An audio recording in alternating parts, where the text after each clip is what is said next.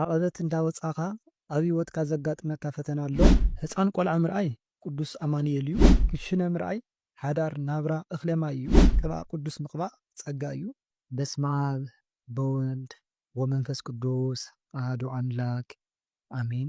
ሰላም እግዚአብሔር ምስ ኩላትኩም ይኹን። ቅድሚ ሕጂ ስለ ሕልምን ኣፈታትሕኡን ወይ ድማ ናይ ሕልሚ ፍታሕ ኢለ ሓደ ቪድዮ ሰሪሕልኩም ነይረ። ብዙሓት ሰባት ድማ ካልኣይ ክፋል በጃኻ ስርሕና ብዘበልኩም መሰረት እታ ካልኣይ ክፋል ሒዘልኩም መፅእ ኣለኹ። ቅድሚኡ ግን ሓደ ኣሕዋት ኣብታ ቅድሚ ሕዚ ሰራሕክዋ ቪድዮ ኣብቲ ኮመንት በጃኻ ሕልሚ ፍትሐና እንዳበልኩም ዝተፈላለዩ ሕልምታት ትፅሕፉ ነርኩም። ቅድም ስለ ሕልሚ ክንፅረልኩም። ሕልሚ ዝርአ ብክልተ መንገዲ እዩ። ሓደ ብስጋ መንገዲ፣ እዚ ማለት እናበላዕና እንዳሰተኻ ዝሙት ወይ ድማ ኣብ ሓጢአት ዓለም ኮንካ ትሪኦ ሕልሚ ኣሎ። እዚ ድማ ኣብ ሓጢአት ዓለም ስለ ዝወዳእካ ርኩሳት መናፍስ ከርእዩካ ይኽእሉ እዮም። ካልእ ቀትሪ ዝሓሰብካዮ ዝገበርካዮ ነገር እውን ትሓልም ትኽእል ኢኻ። ነፍስና ክትደክም ከላ ንሪኦም ሕልምታት እውን ኣለው። እዚ ማለት እቶም ናይ ስጋ ባህርያት ክብርትዑ ከለው ንሪኦም ሕልምታት እዮም። ንኣብነት ናይ ሓዊ ባህሪ ክሕይል ከሎ ናብ ሓዊ እንዳኣተውካ እንዳተቃፀልካ ወዘተ ምስ ሓዊ ዝዛመድ ነገር ትርኢ። ናይ መሬት ባህሪ ክብርትዕ ከሎ ድማ ናብ ገደል እንዳኣተውካ ጎቦ እንዳደየብካ ወዘተ ንሪኦ። ናይ ነፋስ ባህሪ ክብርትዕ ከሎ ድማ እንዳበረርካ እንዳዘለልካ ትርኢ ትኽእል። ናይ ማይ ባህሪ ክሕይል ከሎ ድማ ናብ ባሕሪ እንዳኣተውካ ዝናብ እንዳሃረመካ ክትርኢ ትኽእል ኢኻ። ስለዚ እዚ ኩሉ ሕልሚ ከይኮነስ ሃተፍተፍ እዩ። ክንኣምኖ ይኹን ፍታሕ ክንደልየሉ የብልናን። ምናልባት ግን እግዚኣብሔር ለዋህ ፈቃር ኣምላኽ እዩ እሞ ከቢድ ፀገም ከጓንፈና እንተኮይኑ ሕልሚ ክንርኢ ንኽእል ኢና። እቲ ካሊእ ብመንፈሳዊ መንገዲ ክንከይድ ከለና ንሪኦ ሕልሚ እዩ። እዚ ማለት ኣብ ቅዱስ ቁርባን ተወሲድና ኣብ ጸሎት ኣብ ሱባኤ ንሪኦም ሕልምታት እዮም። ስለዚ ነዞም ሕልምታት እዚኦም እዩ ድማ ፍታሕ ዘድልዮም። መን እዩ ከዝፈትሕ እንተልና እውን ናይ ሕልሚ ምፍታሕ ጸጋ ዘለዎም ኣቦታት እዮም። ስለዚ ኩሉ ሕልሚ ክንኣምን የብልና እምበኣርሲ እዚ ካበልና ሓውና መምህርና መምህር ተስፋይ ኣበራ ካብ ዝፈትሖም ሕልምታት እክብ ኣቢለ ኣዳልወልኩም ኣለኹ። ቅድሚ ናብኡ ምስጋርና ግን ገለገለ ኣሕዋት ነዛ ቻናል ንምዕፃው ብተደጋጋሚ ይስዕሩ ስለ ዘለው ድሮኳ ስለ ኣባ ዘወንጌል ኢለ ዝስራሕክልኩም እቲ ሳልሳይ ክፋል ወሪዱ ኣሎ። ስለዚ ብዛዕበ ኣብ ጸሎትኩም ኣይትረስዑኒ።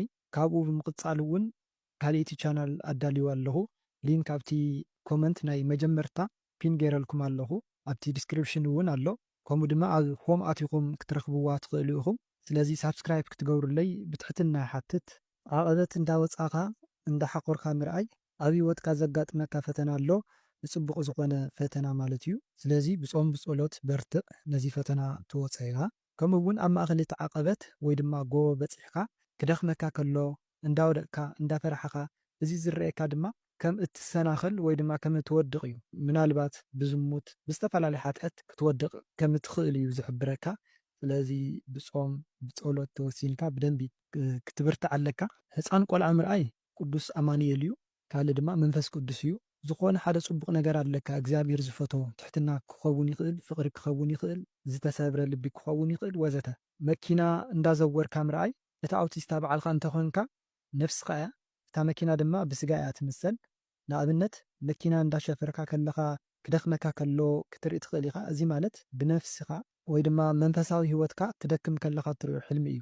መዓር ምርኣይ ጽቡቕ ወይ ድማ ጥዑም ነገር እዩ። ሓደ ሰብ እንዳሰሓቐካ እንዳሓጨጨካ ክትርኢ ከለኻ እቲ ሰብ ኣባኻ ጽቡቕ ዝኾነ ርድኢት ከም ዘይብሉ እዩ። ንዕኡ ድማ ጸሎት ግበረሉ ወይ ድማ ክትጥንቀቆ ኣለካ። ዝተቐደደ ክዳን ተኸዲንካ ክትርኢ ከለኻ ውርደት እዩ። ምስጢርካ ወይ ድማ ገበንካ ክቃላዕ እዩ ማለት እዩ። ካልእ ድማ ዝተዋህካ ጸጋ እግዚኣብሔር ክርሓቐካ ከሎ ትሪኦ እዩ። ስለዚ ከምዚ ዓይነታት ሕልሚ ክንርኢ ከለና ሰላም ለኪ ብምጽላይ ከምኡ እውን እትፈትዎ መልኣክ ቅዱስ ክኸውን ይኽእል እዩ ክትምሕጽ ኮነ ኣለካ። ክሽነ ምርኣይ ሓዳር ናብራ እኽለማይ እዩ።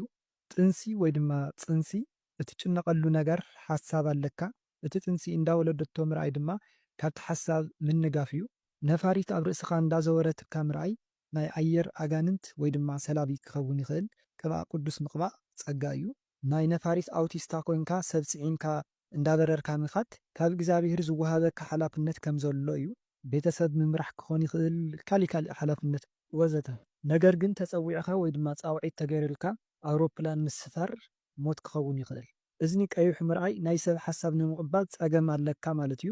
እዚ ማለት ናይ ሰብ ሓሳብ ዘይምድማፅ ንዓይ ብቻ ስምዑኒ ምባል ማለት እዩ። ክልተ ሰባት ኣብ መንገዲ ኮይኖም ክልቲኦም ጥራይ ኢዶም እንተተፈላለዮም እቶም ሰባት ኣብ ቀጻሊ ህይወቶም ናይ ምርኻብ ዕድል የብሎምን። ነገር ግን እቲ ሓደ ኣቕሓ ሒዙ እንተተፈላለዮም ኣብ መጻኢ ህይወቶም ክራኸቡ ከም ዝኽእሉን ብሓንሳብ ክነብሩ ከም ዝኽእሉን እዩ። ምግቢ እንዳተመገብካ እንዳበልዓኻ ምርኣይ ከም ዝጠመኹም እዩ ዝንገረኩም ዘሎ ኣብ መንፈሳዊ ህይወትኩም ማለት እዩ። እዚ ማለት ቃል እግዚአብሔር ምስማዕ፣ ጸሎት፣ መጽሓፍ ቅዱስን ዝተፈላለዩ መጽሓፍቲ ምንባብ፣ መዝሙር፣ ቅዱስ ቁርባን ወዘተ ከም ዝሓልኩም እዩ ዝንገረኩም ዘሎ። ነዚ ኩሉ ነማሓይሾ ከም ዘለና እዩ እግዚአብሔር ኣምላኽ ዝሕብረና። ከበሮ እንዳሃረምካ ምርኣይ ምናልባት ናይ መዝሙር ጸጋ ኣለካ እምበር ንሎማዓንቲ ሒዘዮ መፅእ ዘለኹ ብሓውና መምህር ተስፋይ ኣበራ ዝተፈትሑ ሕልምታት እዚኦም ይመስሉ። ከምቲ ዝበልኩኹም ድማ ነታ ሓዳሽ ቻናል ሳብስክራይብ ንክትገብርዋ ብትሕትና ይሓትት። ኣብኡ እውን ዝተፈላለዩ መንፈሳዊ ትምህርትታት ከምዚ ናይ ሕልሚ ፍታሕ ዝብሉን ዝተፈላለዩ ትምህርትታት ክዝርግሐልኩም እየ። ወስብሐት ለእግዚአብሔር ወለወላዲቱ ድንግል ወለመስቀሉ ክቡር አሜን።